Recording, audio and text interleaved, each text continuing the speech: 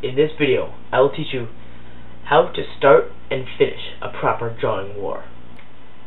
To start a battle, you will need a piece of paper.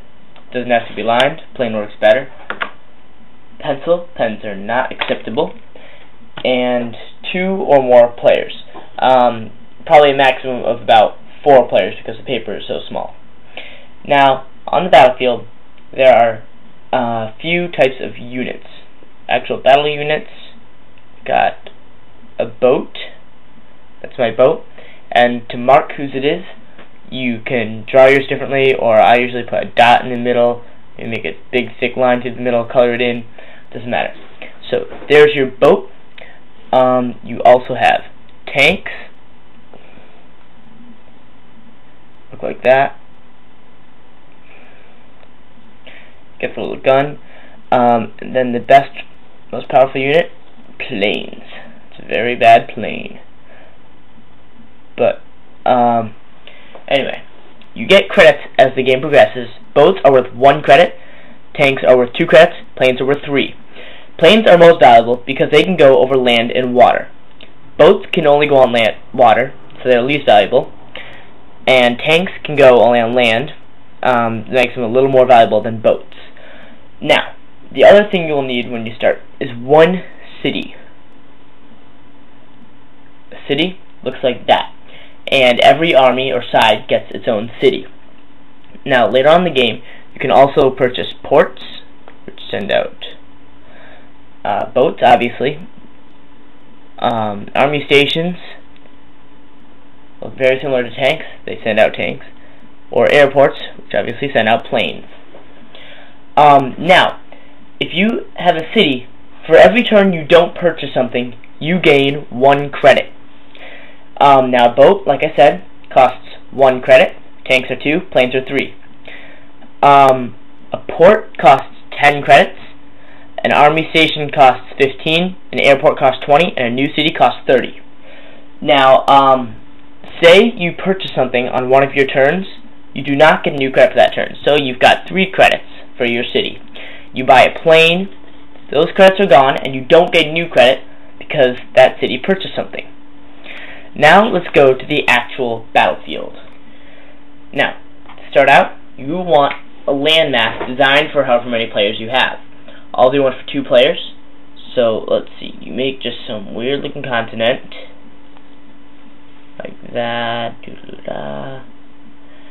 And let's say there's a lake right here, and then the dividing line is like that, and here's your nice little piece of paper, and each side gets 1 island. This side's a little too big, I'll cut that off. This side gets an island, this side gets an island. If there's 3 players, you set up sort of the same way, very similar. Now when you place your city, it has to be in a fair location. You can't place it on an island, it has to be on the main chunk of land, and it can't be on a little edge or far back in a corner. Like this one, they could put their city right there, that'd be fair, and the side could put theirs over here if they wanted.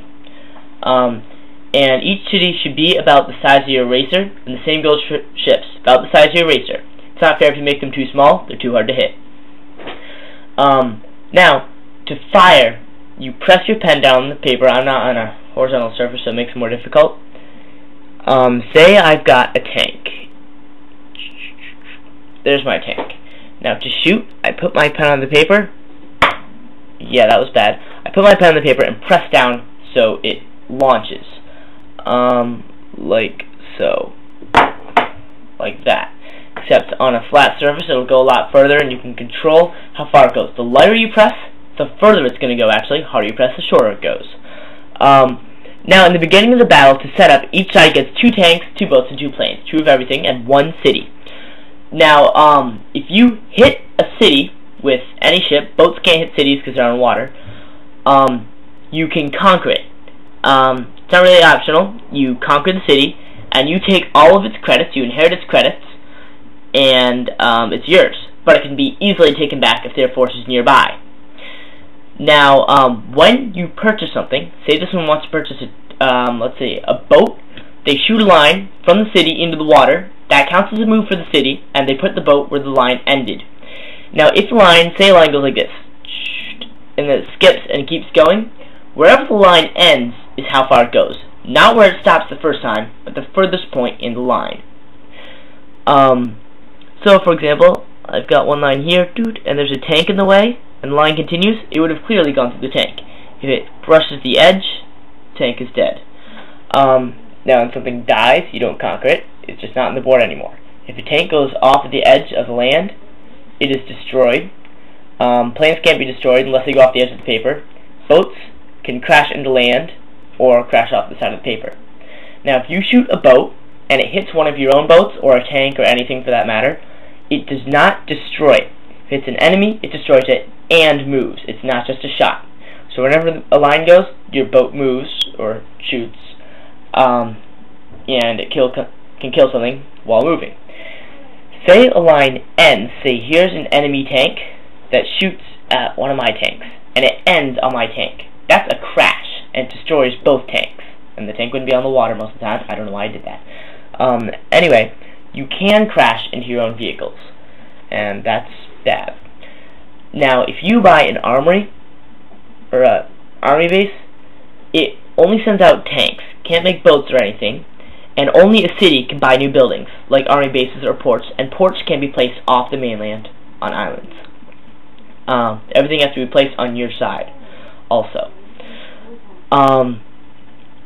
So tanks still cost 2 credits for an army base, still costs 1 credit for boats on a port, and 3 credits from an airport. And if you buy multiple cities, you can get very powerful. And I think I've covered pretty much all the rules of the game, and a player isn't out until they have no vehicles and no cities. So if you take someone's city, they're not out yet until you destroy all their vehicles, and that can take a long time. I've got one battle going for about a week, and it's pretty intense. If you want to make the game a lot more exciting, you can use nuclear missiles. Nuclear missile costs 50 credits. That takes a long time to get. That's 50 turns of not buying anything. So how it works is, say I shoot a line over here, that's where the missile lands, then you shoot the diameter. You have to have a compass for this. Shoot a line, that marks the diameter, take a compass, and then make a circle, and that land, all the land and anything in it is destroyed and becomes water, and anything on the water is also destroyed. Never actually done that, but that would be pretty intense. So here's an example of a 2-player drawing war. It's been going on for a very long time. You can see, looks pretty cool because of all the pencil marks. And this is my side. I've got like 10 tanks.